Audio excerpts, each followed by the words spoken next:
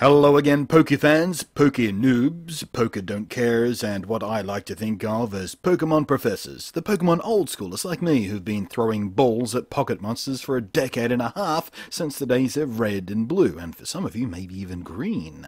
So, obviously, today I'm here to talk about Pokemon X and Pokemon Y, the new pair of Poke games that have, for the first time, a worldwide release date, so us round eyes can start our new adventures at the same time as those in the Poke homeland of Japan.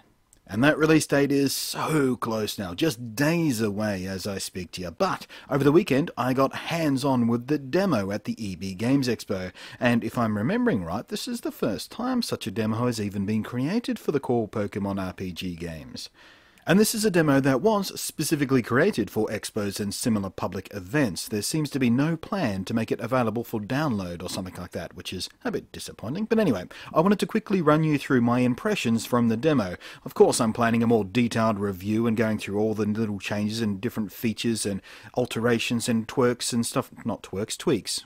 I don't ever want to say the word twerk again.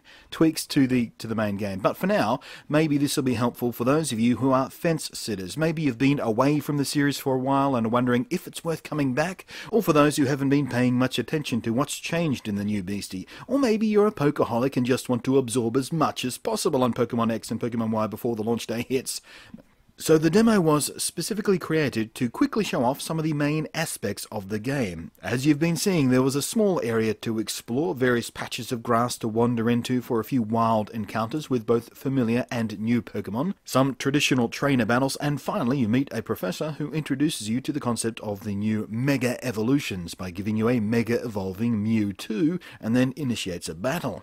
Now, of course, as you'd expect, the core battle system is more or less untouched. There is a new Pokemon type in the Fairy type, so that might give you the opportunity to swap up your teams and technique and plans a bit.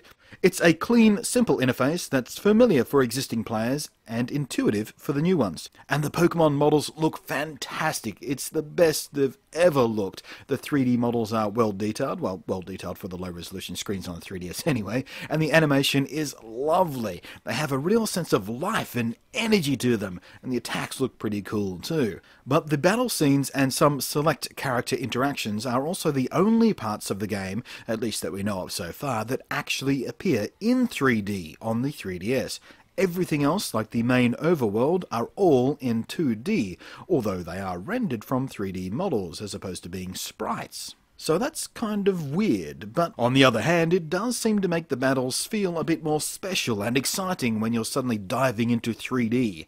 I guess it also helps your eyes from getting too fatigued from the 3D, if that's something you're susceptible to. Wandering around the overworld is wonderful. It too feels alive and vibrant, and you can often see Pokemon sort of skittering through the grass patches and such, and in general the models of the world have a very real charm to them. And as you move through different areas, particularly to different elevations, up and down stairs and the like, the perspective shifts, which again helps keep things feeling vigorous and dynamic.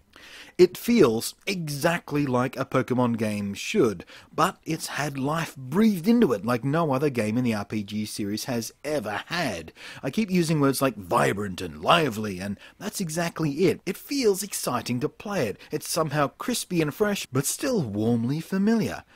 And of course, with the additions of some strong presences from the Generation 1 lineup, like the original starters, and Mewtwo and the like, mixed with new spins on other favourites throughout the various generations thanks to the new Mega Evolution mechanic, I think this game will bring a lot of lapsed Pokemaniacs back into the world of Pokemon.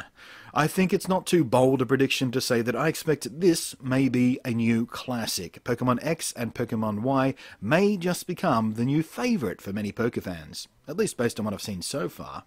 Now, there's never been a core Pokemon RPG game that I didn't like and wasn't excited for, but I did tend to taper off around Black and White 2, which I never actually even finished the main story mode on, if I'm honest with you, and that's the first time I've ever abandoned a Pokemon game before kicking the crap out of the Elite Four, at least. Somehow I just got too bored with it. It felt samey and generic and recycled. But speaking personally now, after having a taste of X and Y, I'm more excited about these games than I have been in a long time for a new Pokemon game.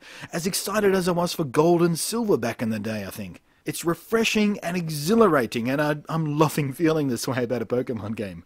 So what's your excitement level like, and where did you jump aboard Pokemon for the first time? Or indeed, where did it lose you if you've not played in a long while? Thanks for watching, I am Blunty, and I will catch you all next time. See what I did there? Gotta catch 'em all? Pokemon reference on my usual spin-off. I am a comedy genius.